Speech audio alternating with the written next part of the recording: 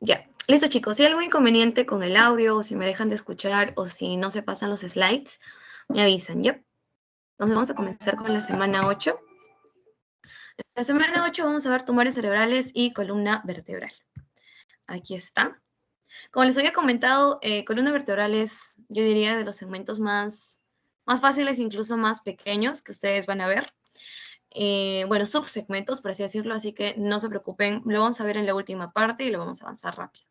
Vamos a empezar con tumores cerebrales, ya saben, no se olviden de encender sus cámaras y si hay algún inconveniente con el audio, con las diapositivas, pues me avisan, ¿ya? De la tabla de contenido vamos a ver los tumores cerebrales y luego columna vertebral y también, como les había comentado en la anterior clase, y vamos a ver enfermedad cerebrovascular, ya como que los puntos claves que ustedes debían conocer. Entonces, vamos a empezar con la clasificación en el caso de los tumores. ¿Cuál es la clasificación? De hecho, ustedes van a ver diferentes clasificaciones en sus teorías, o incluso dependiendo, ¿no? A lo mejor en oncología les mencionen otra. Entonces, va a depender mucho de la bibliografía que revisen, porque incluso hay diferentes entidades que buscan clasificar esto, ¿no? Bueno, acá faltó la C de clasificación. Esto más que nada lo pongo aquí, chicos, para que ustedes se den como un panorama general de todos los tumores o de todas las neoplasias, mejor dicho, que pueden observar en el cerebro. Incluso vamos a discutir un poco de las que son intraaxiales y las que son extraaxiales. Ya les voy a mostrar cuáles. Pero en general, como se dan cuenta, tenemos a los gliomas, a los que no son, bueno, no relacionados a los gliomas, donde está el meningioma, que de hecho es uno de los más preguntados en los exámenes también.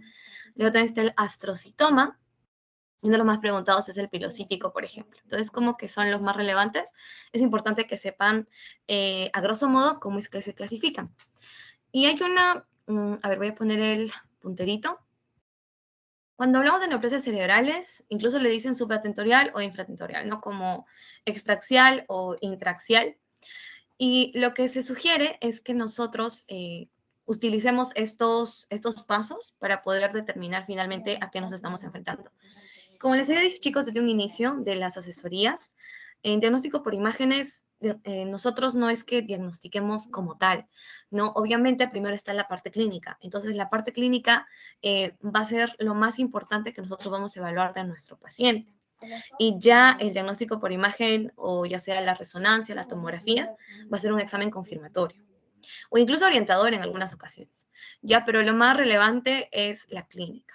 Entonces, bueno, ya cuando estamos observando la imagen, lo primero que debemos observar es la clasificación, la localización, si es intraaxial o extraaxial. Esto es muy sencillo, de hecho, es más, ¿no? Algunos autores mencionan que cuando se habla de intraaxial y extraaxial, incluso no se, como que de manera estricta, no se puede decir que el extraaxial pertenece al cerebro como tal. Incluso dicen que sí, tiene relación con las estructuras subyacentes, incluso con las estructuras que recubren el cerebro y todo lo demás. Pero bueno, para términos sencillos, vamos a decir que pues igual, ¿no? Corresponden a neoplasias cerebrales. Intraaxial, muy sencillo, ¿no? Que ustedes pueden observarlo por aquí, dentro del parenquima cerebral. Y extraaxial, pues que tienen ya una relación con el exterior del cerebro. Por ejemplo, ahí les voy a mostrar acá, para que ustedes más o menos vayan viendo. Tenemos el caso de los meningiomas, que muy sencillo, ¿no? Se va a encontrar recontra en el borde, como se dan cuenta, y yo les voy a explicar a detalle qué es lo que van a observar también en el caso de los meningiomas. Ya. Entonces, vamos a continuar con esto. Entonces, lo primero que debemos observar es la localización.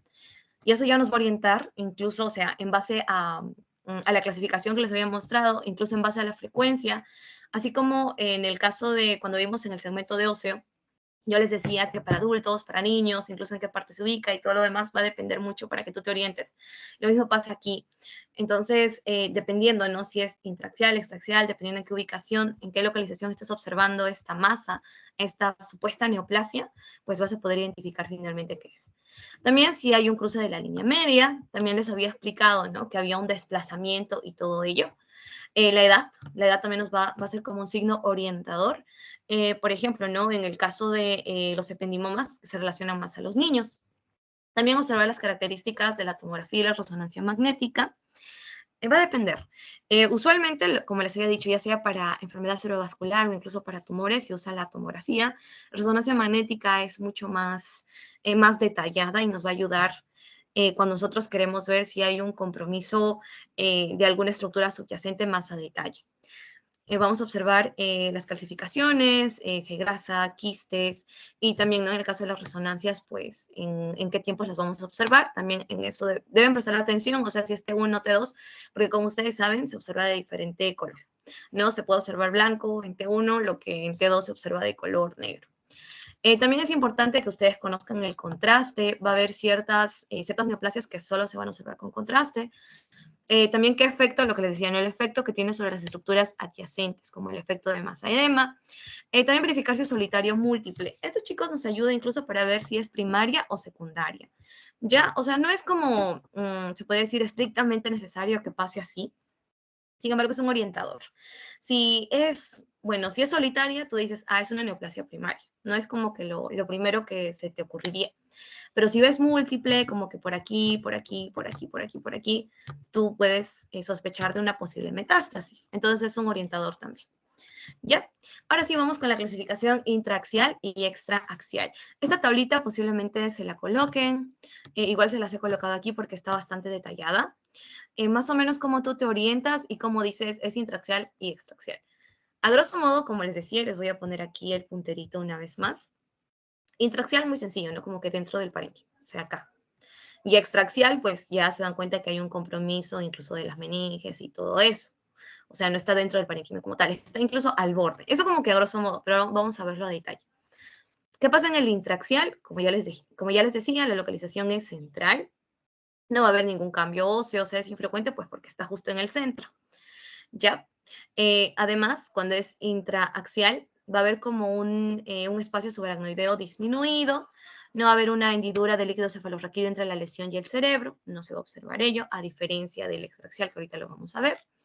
¿Ya? Y también es casi infrecuente que haya, pues, invasión de la dura madre, ¿no? Porque están en el centro, ¿ya? Y ahora vamos con las extraaxiales. En las extraaxiales, ahí obviamente sí va a haber cambio óseo, ya sea una esclerosis o un adelgazamiento, incluso lisis, por el compromiso que hay justo en el borde de localización periférica. Se va a desplazar de manera central. En cuanto al espacio subaracnoideo, sí va a estar aumentado, porque justo está afectando en esta sección de las meninges, entonces ahí sí va a estar aumentado. Va a haber una hendidura del cefalorraquídeo entre la lesión y el cerebro, que también es otro signo positivo que se observa en el extraaxial. ¿Ya? Y también hay una posible invasión de la dura madre, ¿ya? O como le dicen, transasfixia. Listo. Y ahora sí, chicos, ¿cuáles son las más frecuentes? Pues son las extraaxiales, ¿ya? El 80% de todas estas son extraaxiales, son las más frecuentes. Mejor dicho, el 80% de las extraaxiales comprenden al meningioma y el schwannoma. Y en el caso de el 75% de los intraaxiales, pues comprenden a los astrocitomas. Son muchas más. Ya lo que ustedes deben conocer bien es meningioma y en el caso de los intraaxiales, los astrocitomas. Y como les decía, el astrocitoma pilocítico, que les voy a mostrar ahora. Vamos a empezar con el meningioma, que sería extraaxial. Pregunta de su pretest fue ¿cuántos grados hay? En el caso del meningioma, pues tenemos grado 1, que es el clásico, grado 2, como ustedes saben, ¿no? Usualmente cuando se habla de oncología, cuanto más grado hay, pues es más, se podría decir, más peligroso, más dañino, más maligno. Entonces, en el grado 1 es el clásico meningioma, en el grado 2 es el atípico meningioma y en el grado 3 está el anaplásico. ¿Ok? Entonces, como ustedes se dan cuenta, meningioma, al toque, si ustedes ven, o sea, lo primero fíjense en la localización.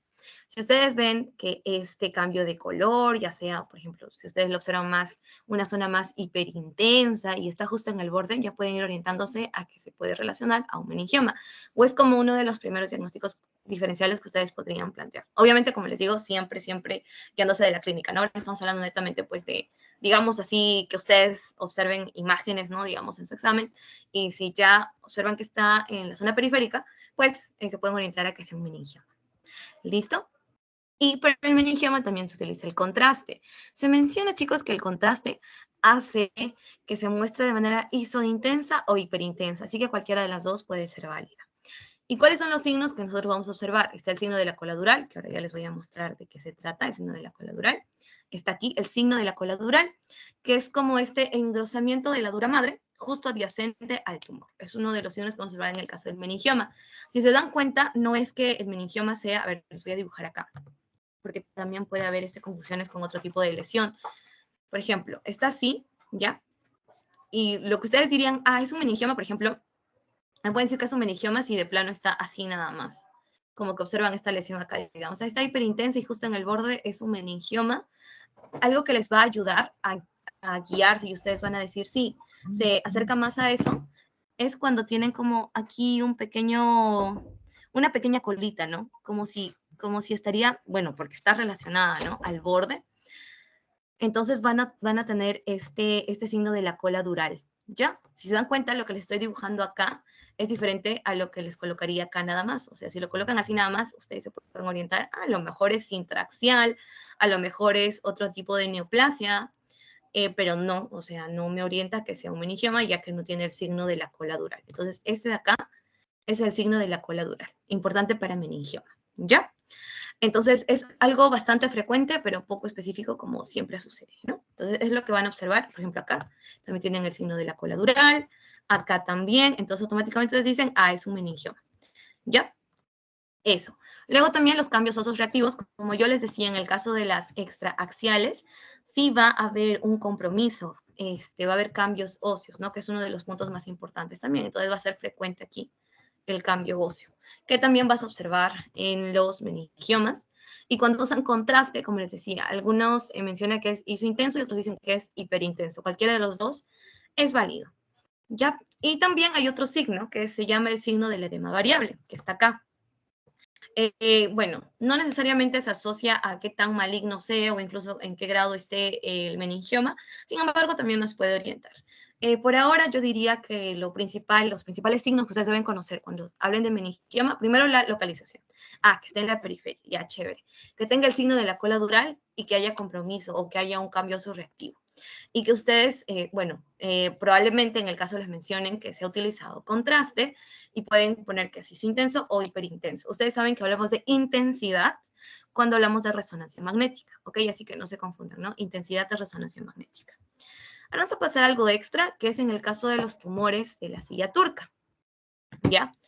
Ustedes saben que la hipófisis normal es de 10 milímetros y de hecho esto de acá nos ayuda a saber si este tumor de la silla turca o este tumor de la hipófisis va a ser, se podría decir, muy complejo o si va a ser algo más pequeño, como el caso de los microadenomas. ¿No? Los microadenomas, como dice su nombre, miden menos de 10 milímetros, ¿ya? Pero también se considera como un tumor de la silla turca. ¿Listo? Y pues cuando se trata de esto, se tiene que hacer un análisis de la masa, dónde está, en qué parte se encuentra, qué contenido tiene, incluso ¿no? qué compromiso tiene la hipófisis como tal. No voy a ahondar mucho en esto, ya que es como un dato extra que les estoy colocando, que, bueno, de acuerdo a sus sílabus, no lo habían llegado a mencionar, pero consideré que sí les puede interesar. Entonces pasamos ahora a lo que les decía, ¿no? El astrocitoma, que es de los intraaxiales más preguntados. Entonces, como ustedes ya se dieron cuenta, extraaxiales e intraaxiales es muy sencillo. Entonces, en el intraaxial, si ustedes, digamos, ven así y está por acá, se pueden orientar a que sea un astrocitoma, o sería como que lo primero que pensarían, ¿no? Por el tema de la frecuencia, ¿ya? Entonces, en este caso de los astrocitomas, igual hay diferentes grados. Y acá hay acá, el que dice astrocitoma pilocítico, y de hecho es las fotitos que les he colocado acá, ¿ya? Es la más frecuente en niños. Entonces, si en el caso clínico les colocan que es un niño y les colocan una de estas imágenes que ustedes ven acá, que está central y que pues es intraaxial, y ustedes dicen, es un astrocitoma, pues, y es un niño, pues colocan que es un astrocitoma pilocítico. Ya, por ejemplo, aquí. Este es un astrocitoma y este también es un astrocitoma. Listo. Ahora, como ya les había comentado, no solo en el segmento de neumo, sino también en el segmento de óseo, la benignidad y la malignidad se relacionan mucho a qué tan rápido avanza o qué tan lento es. Entonces, ustedes conocen, y se puede dar los casos, ¿no? De que, bueno, cuando es benigno, pues va a tener un crecimiento súper lento, no va a tener un compromiso a toda el área subyacente a el tumor como tal. Y en el caso del maligno, pues que sí es canceroso, incluso ustedes se dan cuenta en la misma forma, ¿no? Es como que más grotesca y tiene más daño a toda la estructura subyacente que tiene, crece mucho más rápido, ¿ya? Entonces, eso para que lo tengan en cuenta, ¿no? Si se dan cuenta, se parece mucho a lo que ya se ve con las anteriores neoplasias, ya sea en tumor, en pulmón o en óseo, se parece mucho. Ahora sí, chicos, vamos a pasar a la asistencia antes de pasar a columna vertebral. Así que, por favor, coloquen presente en el chat. Les doy unos 2 minutitos para que puedan colocar presente.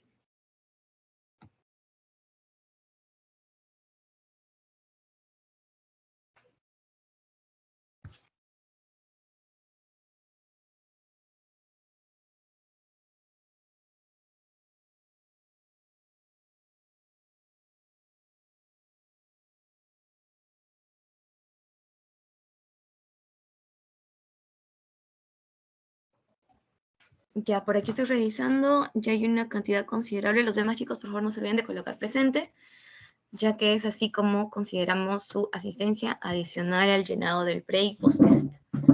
¿Listo? Bueno, mientras van llenando los demás, vamos a continuar. He visto que ya la mayoría colocó presente.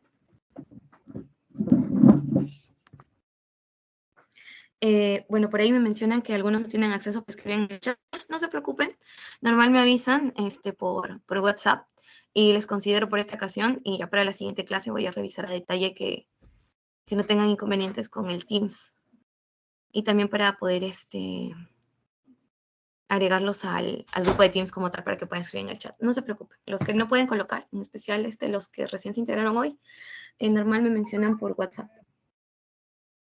Ya, hijo, estoy viendo sus mensajes. Ya, chicos, chévere. Ya, sí, justo como les decía, los que no pueden escribir en el chat, normal me notifican por WhatsApp y yo les considero su asistencia. Igual es importante que vienen el pre y el post-test. ¿Listo? Ahora vamos a continuar ahora sí. Con, a ver, vamos a poner, sí, se sigue compartiendo en la pantalla. Ya. Vamos a pasar a columna vertebral. Y después de columna vertebral vamos a explicar un poquito de la enfermedad cerebrovascular, ya lo que les he dicho en la anterior clase y qué consideraciones ustedes deberían tener en cuenta para diferenciarlas de un tumor. Vamos con columna vertebral, que de hecho es uno de los más... A mí me gustó mucho, la verdad, hacer las diapos de columna vertebral, ya porque siento que es bastante sencillo de entender, es bastante didáctico. Ustedes ya saben por anatomía. Nosotros tenemos 33 vértebras, 7 cervicales, 12 dorsales, o torácicas, 5 lumbares, 5 tráqueas y 4 coxígeas. Ya eso ustedes ya lo saben. Esto nos va a ayudar para cuando nosotros observemos en las imágenes, ya que nos va a orientar, ¿no? Como qué sección estamos observando. Ahora, algo chicos que también muchos se olvidan y como que no toman en cuenta, son las curvaturas que nosotros tenemos, que son la sífosis, la de acá, sífosis y lordosis. ¿Ya? Así que tengan en cuenta, mira, una forma de que ustedes se puedan recordar es que en el caso pues de la sífosis, tienen como esta curvatura en forma de C y sífosis empieza pues con la letra C. ¿Ya? Y en el caso de la lordosis, pues ustedes pueden colocarlo como si fuera una L, ¿no? Como una L medio curveadita, entonces así se pueden recordar que lo que está arriba o la curvatura superior es sífosis y la inferior es lordosis. Ya eso para que lo tengan en cuenta. Ahora, cuando nosotros queremos estudiar columna vertebral, ¿cómo vamos a observar o qué proyecciones vamos a utilizar? Pues la clásica antero-posterior, que es la que tenemos aquí. También tenemos la lateral y tenemos estas, que son las famosas dinámicas, que se puede observar en hiperextensión o si no en hiperflexión. ¿Ya? Entonces, recuerden eso, ¿no? Antero-posterior, lateral y dinámicas, que puede ser hiperextensión o hiperflexión. Lo que les quería mostrar aquí, chicos, es que para columna vertebral, y más que nada cuando queremos observar los discos a detalle, el tema de las herniaciones y todo eso, lo que más nos va a servir es una resonancia magnética. Y como les había comentado, ¿no? En la resonancia magnética tenemos tiempos, T1, T2, T1, T2, y algo que suele pasar, por ejemplo, cuando ustedes, no sé, tengan la oportunidad de hacer una guardia y viene reciente neurocirugía, y casi siempre van a ver esto, porque es algo frecuente. Siempre hay el tema del traumatismo a nivel de la cervical. Y al inicio es como un poco complicado, ¿no? Que tú te puedas orientar y digas, porque te dicen cuál es, o cuál de las vértebras es. O te preguntan esto, ¿no? Que es como algo básico, ¿no? De 7, 12, 5, 5, 4. Así que traten de siempre mantenerlo repasado para que cuando les muestren, pues ustedes puedan contar y ya se ubican en qué vértebra están. Ya, entonces eso para que ustedes lo tengan en cuenta. Ya la resonancia magnética nos ayuda para observar los discos intervertebrales. Probable pregunta de examen. Vamos a ver lo básico, que es la estructura de las vértebras, porque vamos a tocar herniación y también fracturas. Para ello deben conocer cuál es la estructura normal. Entonces aquí les he traído una fotito. Como ustedes saben, este de acá muy sencillo. Vamos a empezar con el cuerpo de la vértebra. Y en este caso estamos viendo una torácica, una T6. Ya. En acá está el cuerpo de la vértebra, que es muy sencillo. Y luego tenemos estas apófisis espinosas, que tenemos la transversa, obviamente porque son transversas, y tenemos esta que es la espinosa, la que está posterior. ¿Ya? Entonces tenemos las transversas y tenemos la espinosa. ¿Listo? O la espinosa posterior. Entonces, ahora sí, chicos, en acá también les quería mostrar, acá, a ver, en esta de acá. Esta de aquí es una resonancia magnética, ¿ya? Cuando nosotros vamos a tocar la parte de herniaciones, es importante que conozcan esto, qué estructura es esta de acá y qué estructura es la que está alrededor. La que está al centro, y bueno, se los voy a colocar acá en el dibujito, es el núcleo pulposo, que de hecho ustedes van a ver en sus sílabus que hay una herniación del núcleo pulposo. Lo que está alrededor es el anillo fibroso, y es esto de acá, este es el anillo fibroso, lo que se observa negro o isointenso, ¿ok? Y en acá, si se dan cuenta, bueno, no se ve a detalle totalmente blanco, pero se puede decir que es hiperintenso, ¿ya? Que es el núcleo pulposo. Y entonces, cuando hablamos de las hernias, como les decía, acá está el disco vertebral normal, no como que está normal. ¿Y qué pasa cuando hay una herniación? En este caso del núcleo pulposo, es que esto protuye y se puede observar así. En este caso, acá está la hernia discal. ¿Ya? Se puede observar claramente, ¿no? Entonces, en el disco intervertebral, o sea, tú primero te ubicas, cuando se trata de herniaciones, te ubicas en el disco intervertebral. Entonces, allí verificas el anillo fibroso, o sea, si te lo dan en este plano axial, ubicas el anillo fibroso. En este caso no hay herniación, ¿no? El núcleo pulposo está íntegro. Pero, digamos, observan una imagen como la de acá, pues se van a dar cuenta que hay una herniación. Y cuando se las muestren en este plano, digamos, en este plano lateral, van a observar igual una herniación. Ahora, hay dos términos que ustedes deben conocer, antes de pasar a esto. Hay dos términos que ustedes deben conocer. Voy a saltarme un poquito para que no se pierda esa idea, que es la protusión y la extrusión, ¿ya? La extrusión y la protusión. Como dice acá, en la extrusión se relaciona mucho al anillo fibroso, ¿ya? Y en la protusión, como se dan cuenta, se podría decir que es como decía en el ejemplo, ¿no? Es como una cabeza y el cuello, en aquí. En el caso de la protusión, el cuello va a ser como que más grueso, y en el caso de la extrusión, el cuello va a ser mucho más delgadito.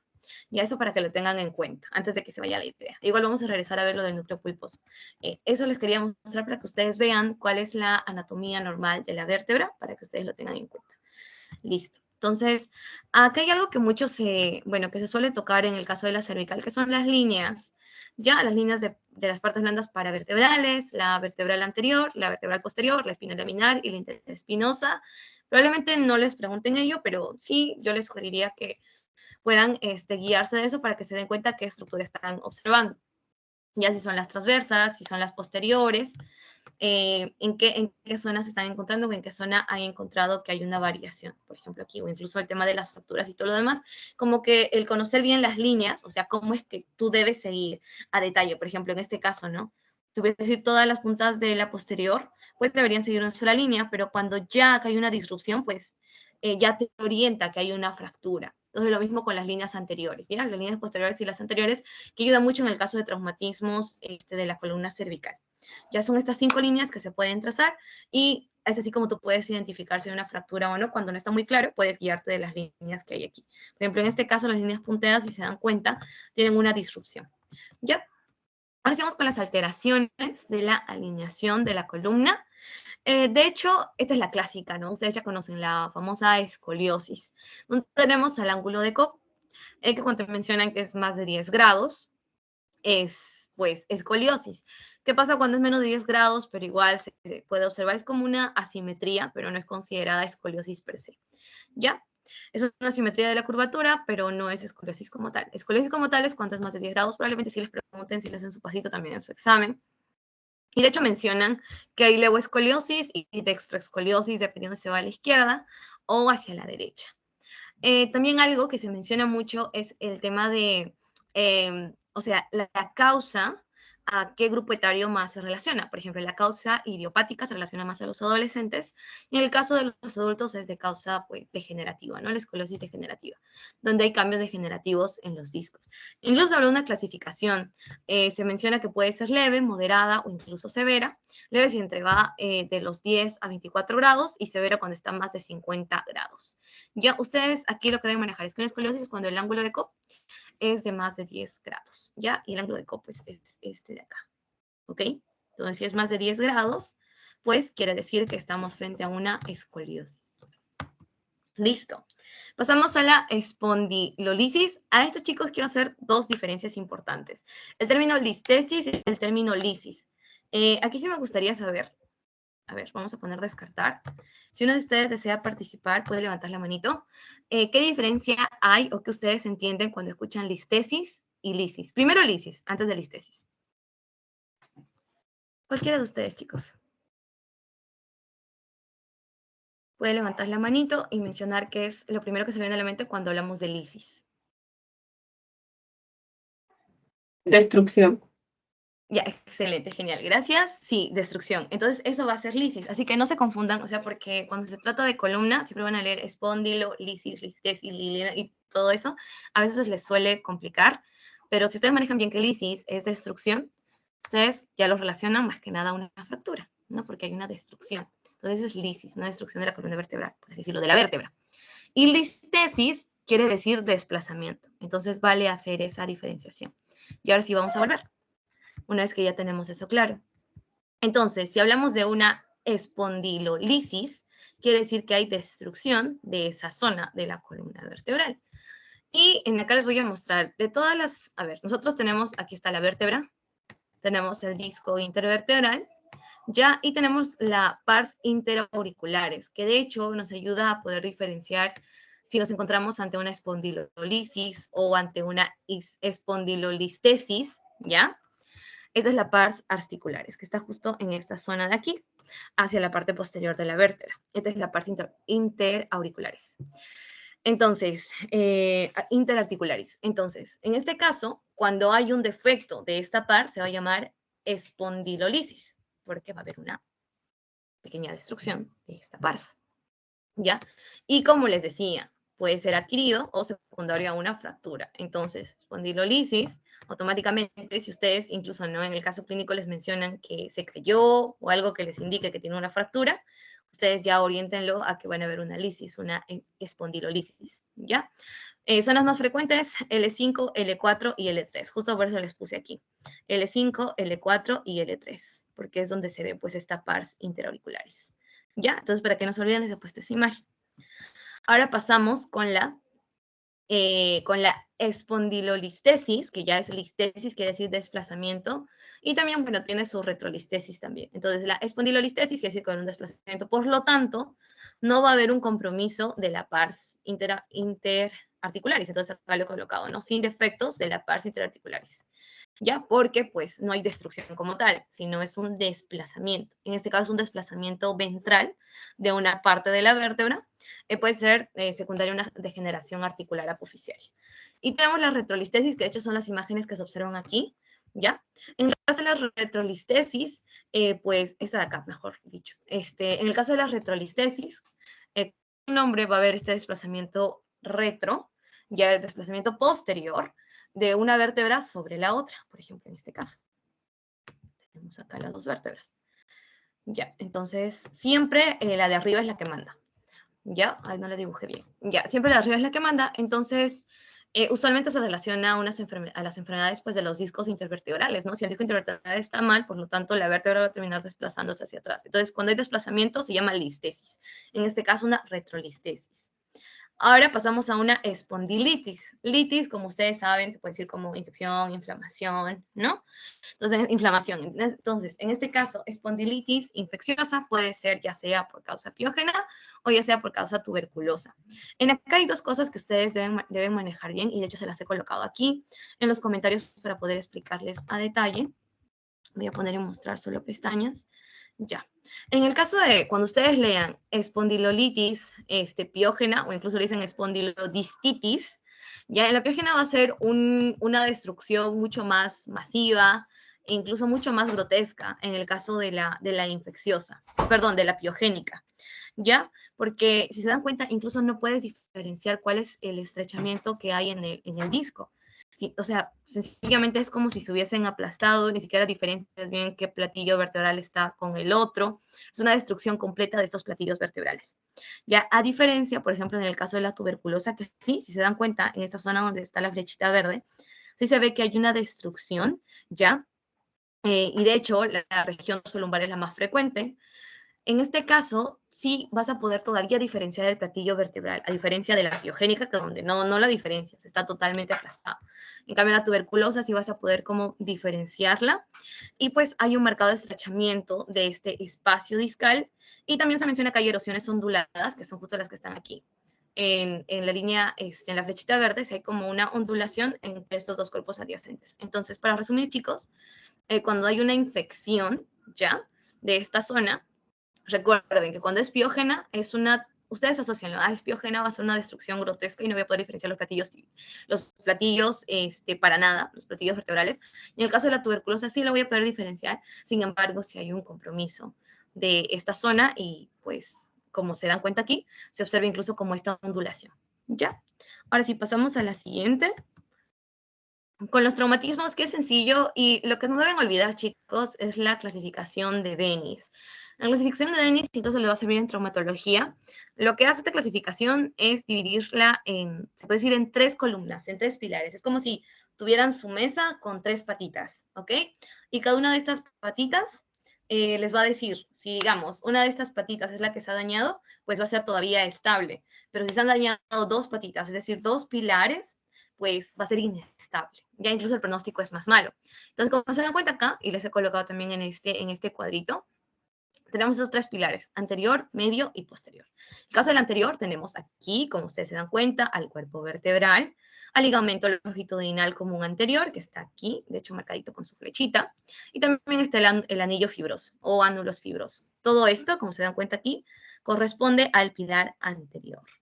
Luego tenemos el siguiente pilar, que es el que está en el color verde, el que está en color verdecito, que es el central. En el central está el ligamento común longitudinal, ¿ok?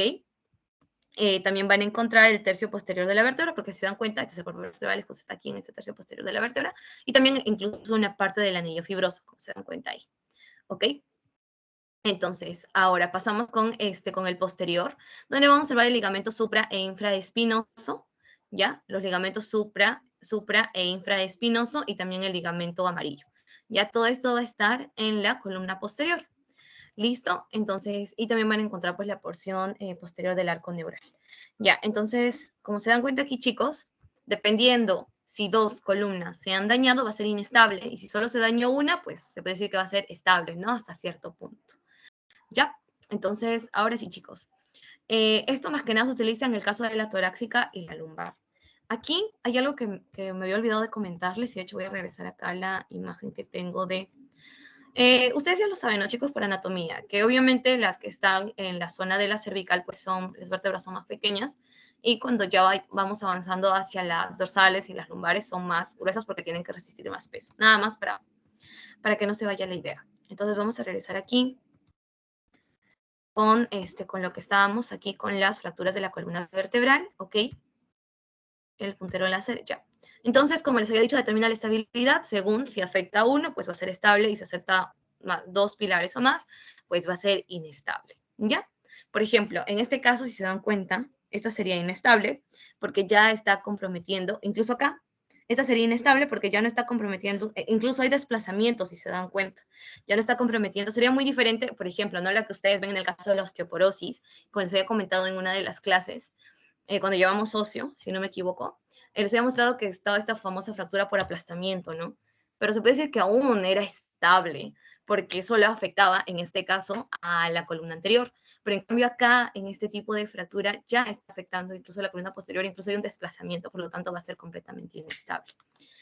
Ahora, otra cosa que ustedes deben identificar es si es agudo o crónico. Es decir, si ustedes ven algún tipo de traumatismo, así como que de plano, ¿no?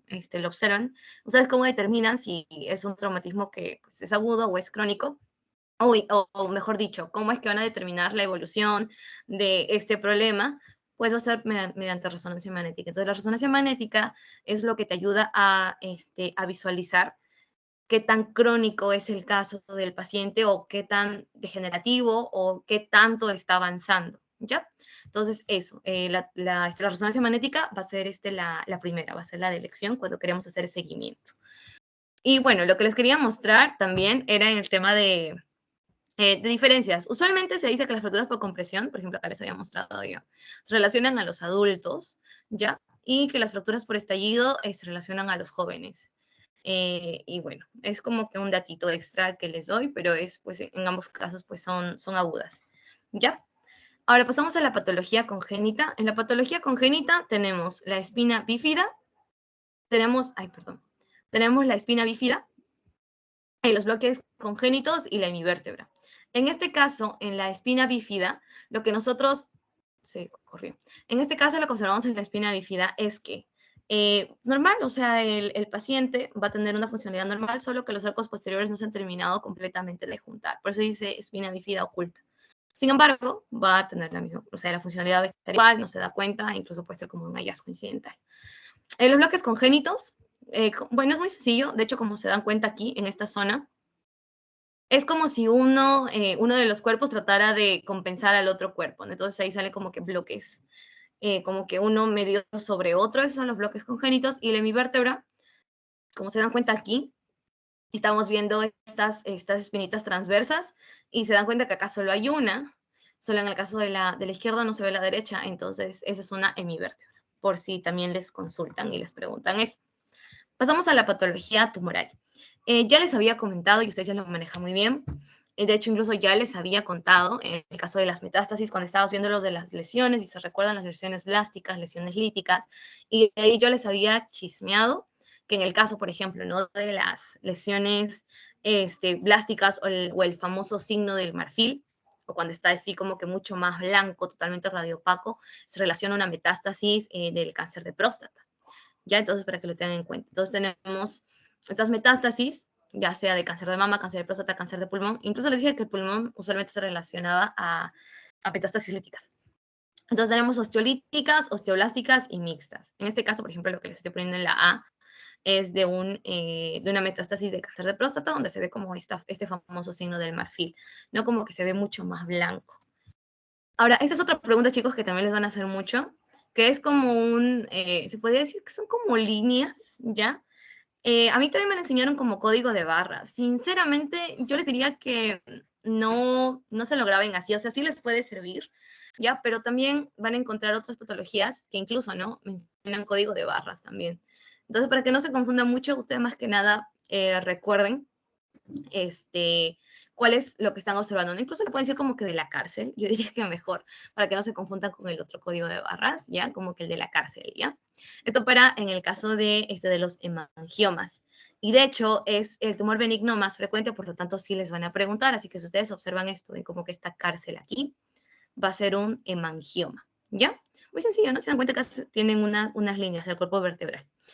¿Cuáles son los otros benignos? Está pues el osteoma osteoide, está el osteocondroma, lo que ya les había mostrado en la anterior clase, en la de óseo también, si no me equivoco, sí. La inostosis, pero en general, lo importante acá del tumor benigno es el hemangioma, que es el más frecuente.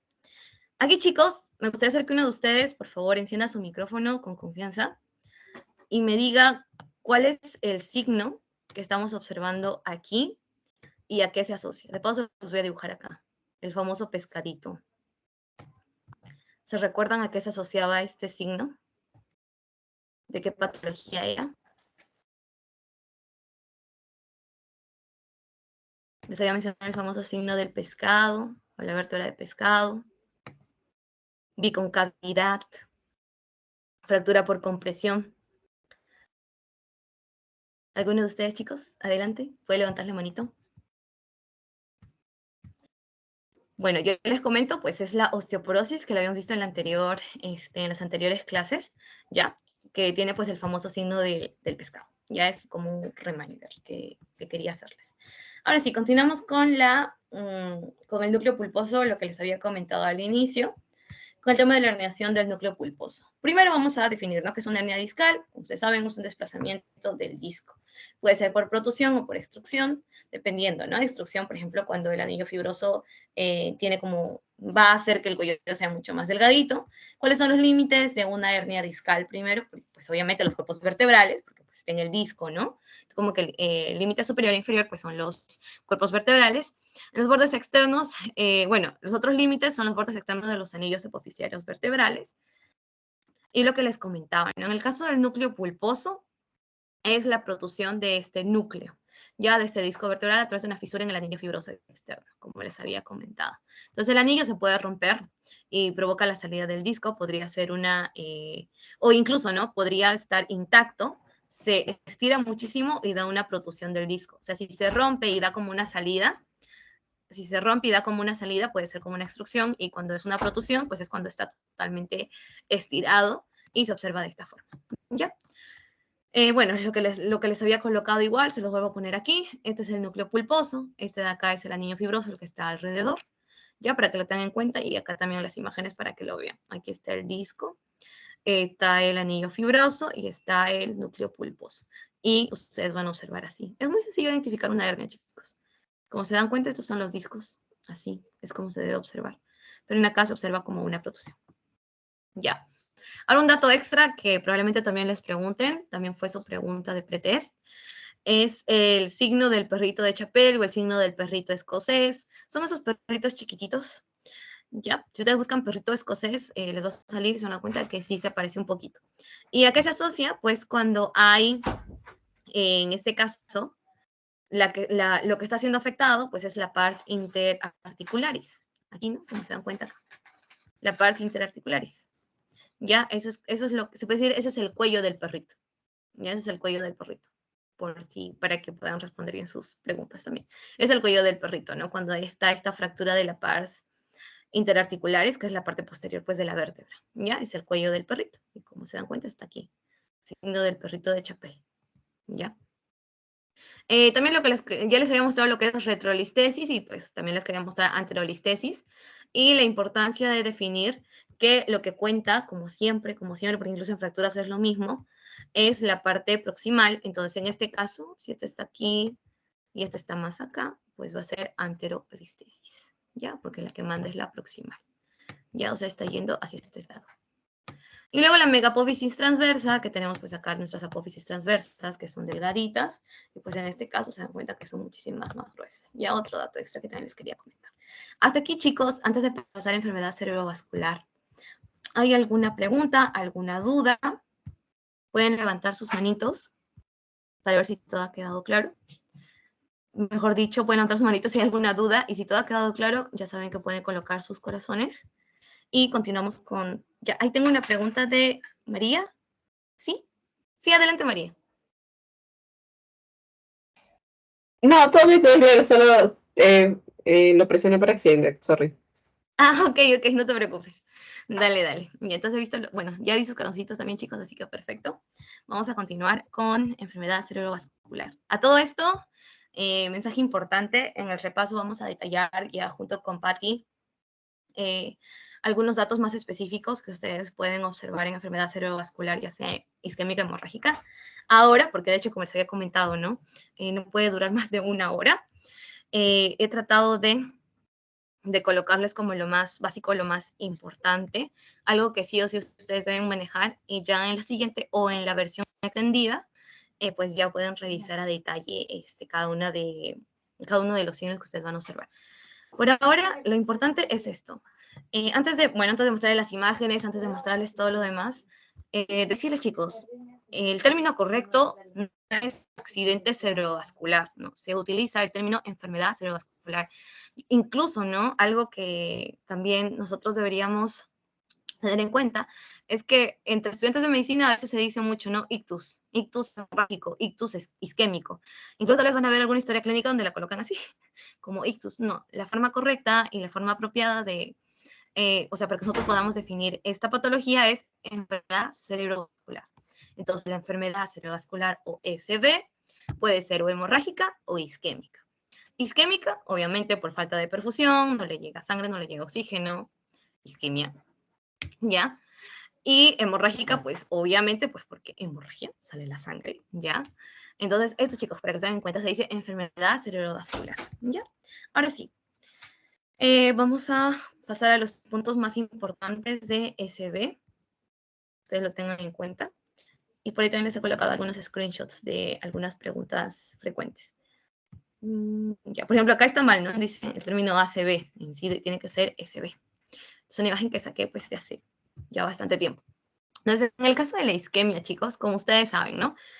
Puede haber diferentes razones para que deje de haber perfusión a cierta zona del cerebro. Incluso en anatomía ustedes les mostraron, ¿no? Como una tablita, como que qué arteria irrigal, que si la arteria cerebral media de este lado, la posterior, la comunicante, qué zona se va a afectar y todo ello. Bueno, eso sí nos va a servir bastante para orientarnos en qué zona, o incluso ¿no? Nos ayuda bastante a orientarnos en base a la clínica que observamos del paciente. Un tip chicos, no siempre pasa, pero en la mayoría de veces sí, que cuando les hablan de SB, casi siempre ya se van a referir a al caso de la arteria cerebral media. Entonces, si tal vez ustedes no se recuerdan mucho cuáles son los otros signos de, ya sea de la profunda, de la basilar, de la anterior, de la comunicante posterior y todas ellas, traten por lo menos de recordarse bien de la arteria cerebral media, que es como la más clásica que suelen preguntar. Y lo más clásico, pues es que les dicen, ¿no? Paciente que presenta hemiplegia o incluso, ¿no? Que dice una desviación ocular hacia la lesión.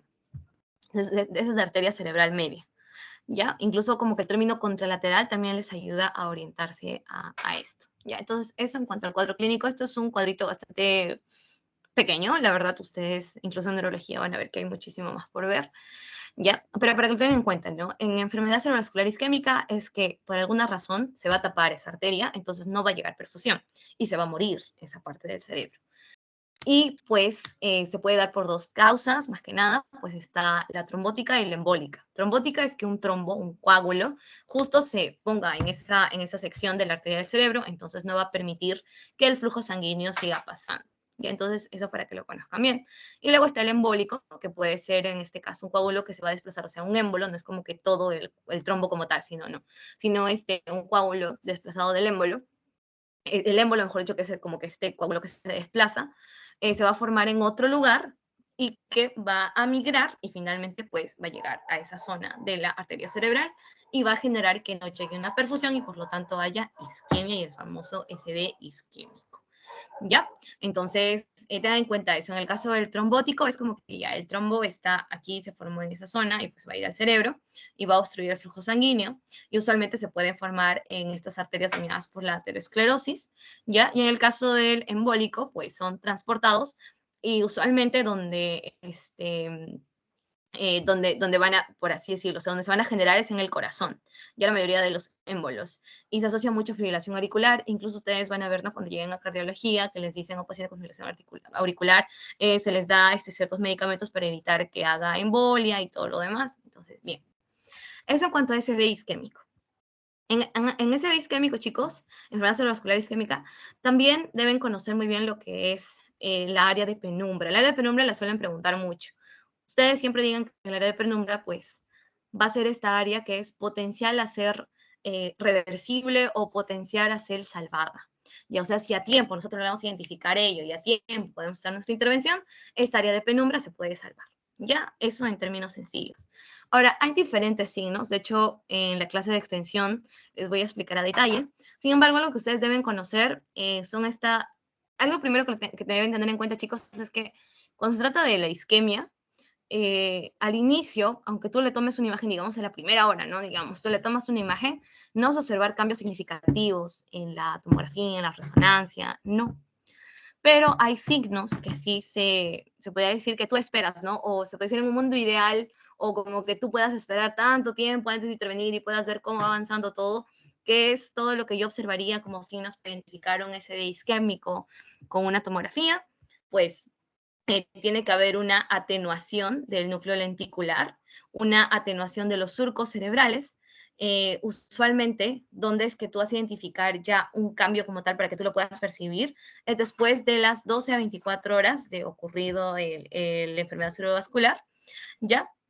Hay una pérdida de la diferenciación entre la sustancia blanca y la sustancia gris, Y también hay una área de hipodensa o hipointensa en el territorio del vaso comprometido, es decir, la van a ver como de un color más negrito, o sea, más, como dice su nombre, ¿no? Hipointensa, ¿ya? O hipodensa si la observan con tomografía, y hay un edema también que está ahí circular, como se había mencionado en la anterior clase también. Entonces, para que tengan en cuenta, esos chicos son como los signos que ustedes esperarían encontrar después de las 12 a 24 horas.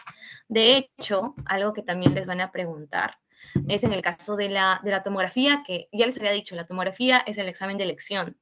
Ya cuando se trata de estos, tú sospechas por toda la clínica que observas del paciente, solicita una tomografía. Entonces, en la tomografía, estos cambios, como les decía, de la densidad del parénquima cerebral como tal, las vas a visualizar a partir de las 24 horas, ¿ya? Y en acá les ha puesto también un signo muy clásico cuando se trata de ese isquémico, es el signo de la arteria hiperdensa, de la arteria cerebral media, hiperdensa, que se observa aquí. Se dan cuenta, es como una linita, ¿ya? Hiperdensa. Entonces también es un signo que pueden observar. Entonces, en resumen, chicos, en isquemia, ya saben, una atenuación de los surcos cerebrales, atenuación, pues no vas a diferenciar bien los surcos, aparece después de las 24 horas de lo ocurrido, o sea, donde tú vas a poder identificar bien cada cosita. Hay una pérdida de diferenciación entre la sustancia blanca y la sustancia gris, y hay una área hipodensa, obviamente cuando se trata de isquemia, se va a ver como que más negrita, entonces va a haber un área hipodensa o hipointensa en ese territorio del vaso comprometido, así es como tú identificas que hay una isquemia. Y también puede haber un edema, ¿ya? Ahora pasamos con las hemorragias. Algo que ustedes deben tener en cuenta, chicos, antes de mencionarles a detalle, ¿no? ¿Qué van a observar? O incluso en qué tiempo observan qué, o cuál es la más frecuente para que te dé qué tipo de hemorragia y todo lo demás, o cuál es la clínica del paciente. Algo que se suelen preguntar mucho y algo que tú debes identificar primero, pues es esto, ¿no? Se puede decir la radioanatomía a grosso modo, para que las puedan identificar fácilmente ya cuando toquemos a detalle todos los otros puntos. Entonces, primero vamos a hablar de los famosos hematomas. Ubíquense en la parte de abajo. Hematoma epidural y el hematoma subdural, que ya es algo que se suele ver mucho. Entonces, en el hematoma epidural dicen incluso, ¿no? Que es como si fuera un limón. Y en el caso del hematoma subdural es como si fuera un plátano. Hacen como esa comparación. En el hematoma epidural, pues hay esta lesión de la meninge media, digamos, por el trauma, y hay pérdida transitoria de la memoria, se recupera a partir, para volver a sufrir el deterioro del estado de la alerta, y hay una clínica derivada de la herniación uncal en el caso del hematoma epidural. La forma, como les decía, que es lo clásico que vamos a ver ahora, es pues forma biconvexa o la forma de limón. Ya ese es en el caso del hematoma epidural. En el hematoma subdural, o sea, por debajo de la dura madre, hay ruptura de venas, en este caso no es arteria, sino son venas, ¿ya? Igual de etiología traumática, y como les decía, tiene forma de media luna o forma de plátano, ¿ya? Entonces, recuerden, en el toma epidural es como el limón, y en el subdural es como la forma del platanito, para que no se olviden. Y también una forma de que ustedes puedan recordar esto también, chicos, es que en el caso de la subdural, ya como tiene esta forma de aquí, ya, listo. Esta es como que la subdural. La pueden asociar, ¿no? A que incluso cuando se trata de epidural, es como que sobre va a haber este tipo de aplastamiento, por así decirlo, es por eso que se va a formar el limoncito cuando es epidural, sobre la dura madre.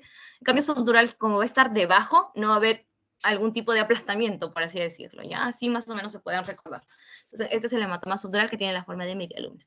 Ahora enfoquémonos en la parte de arriba, que tenemos a la hemorragia subaracnoidea y a la hemorragia intraparenquimatosa. La hemorragia intraparenquimatosa, de hecho, es la que más rápido van a identificarlas, y de hecho se recuerdan que en la anterior clase yo les hacía la diferencia con estas calcificaciones fisiológicas, y justo aquí está, ¿no?, lo que les decía, lo del edema perilesional. Este es en el caso pues de las hemorragias intraparenquimatosas, ¿ya? Que usualmente se asocian a, como factor de riesgo principal tienen a la hipertensión. Ya es el principal factor de riesgo para las hemorragias intraparenquimatosas. Y en el caso de la subaracnoidea, que justo está relacionada pues a nuestra queridísima aracnoides, algo que siempre deben tener en cuenta que en la parte clínica es como algo súbito, un vómito súbito, esa es la subaracnoidea, como que una irritación ese mismo rato y un vómito súbito, eso relaciona a una hemorragia subaracnoidea. Hay diferentes factores de riesgo, ¿ya? puede ser traumática, puede ser espontánea y usualmente se relaciona a la presencia de aneurismas. Utilicen esta tablita, chicos, para captar como que los datos más importantes de ambas hemorragias. Primero hagan la diferencia, ¿no?, entre hemorragias intraparenquimatosa y hemorragia subaracnoidea, y luego también entre hematoma epidural, que es el limón, y el hematoma subdural, que es la media luna. Ya, entonces eso sería todo, chicos. Creo que sí vamos bien con el tiempo, ¿sí? Así que si tienen alguna duda, pregunta, pueden levantar sus manitos, por favor.